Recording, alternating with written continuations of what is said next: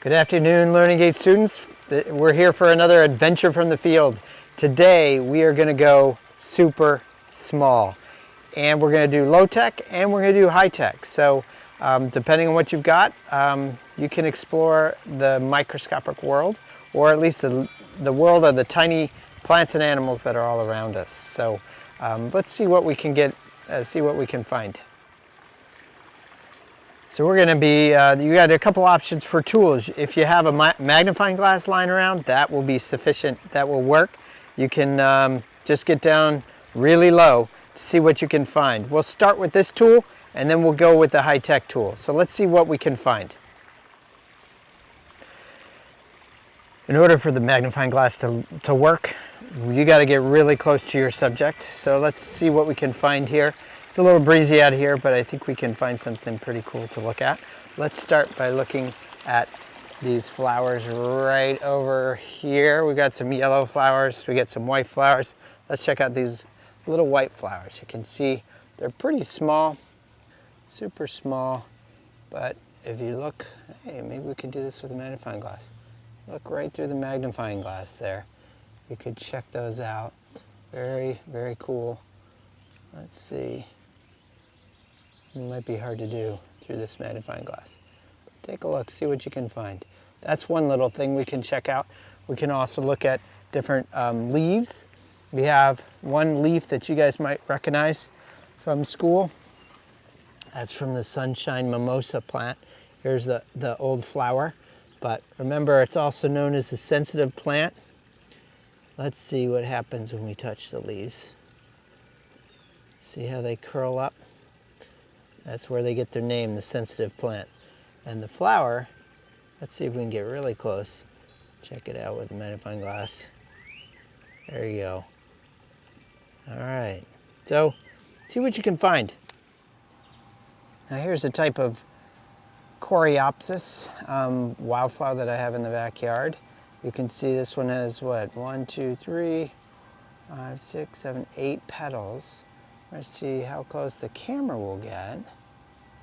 Then we'll help it out with the magnifying glass. See what we can see. See how close we can get. Look at that. I suggest you try this on a day that's not so breezy, maybe earlier in the morning before the wind picks up. Let's see how close we can get.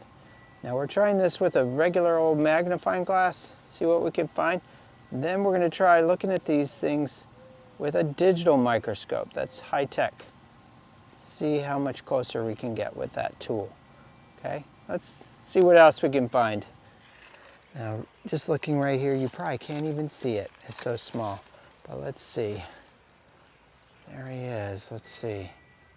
We can get super close up to him.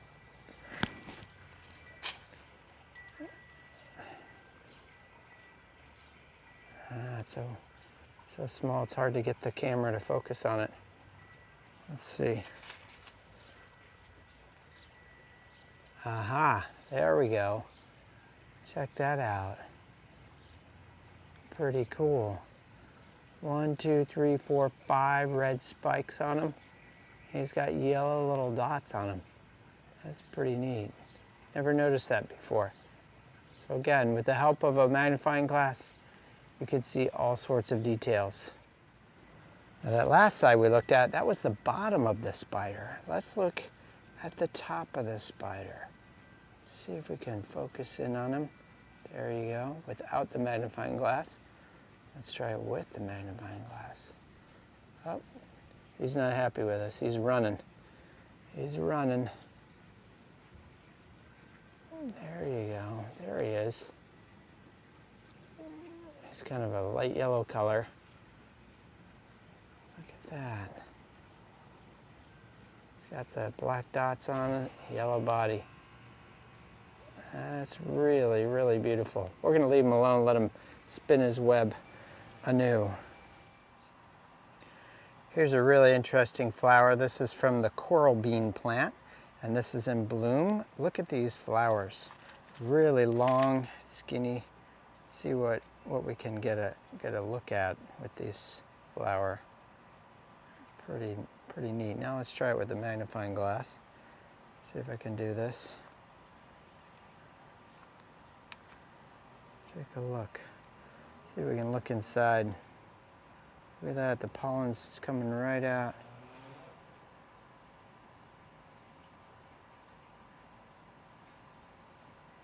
Wow, that's pretty good. All right, pretty neat. I think you guys get the idea. Using something simple like a magnifying glass, you can really get a totally different look at some of our very common creatures, plants, animals that are all around us. We just never take the time to look. So let's try the digital microscope. Let me show you the setup and then we'll go see what we can find. So you definitely don't have to get high tech like this, but you can if you want to. If your parents want to get you something really neat for your birthday or Christmas. This is called a digital microscope, and I've hooked it up to a Wi-Fi, sort of like a hotspot, and it can connect to your phone or a tablet, something like that. So that's pretty neat. Let's switch our camera around here and let's see what it looks like. All right, so here's the setup. This is the brand. It's called the Dino Light Connect, and this is the Wi-Fi sort of hotspot thing. It's turned on. It's hooked up to the microscope. This is the microscope right here. This is all there is to it. Look at that.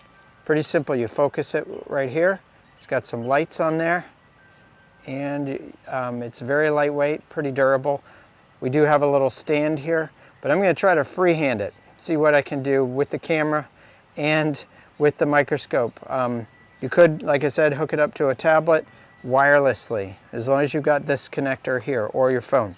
So I'm going to stick this in my pocket and bring the microscope around and see what kind of images we can get. The other cool thing is the software that comes with the Dino Light handheld microscope is it allows you to take pictures and video through the microscope. So I'm going to do that and I'll share with you what I find. All right. Wish me luck.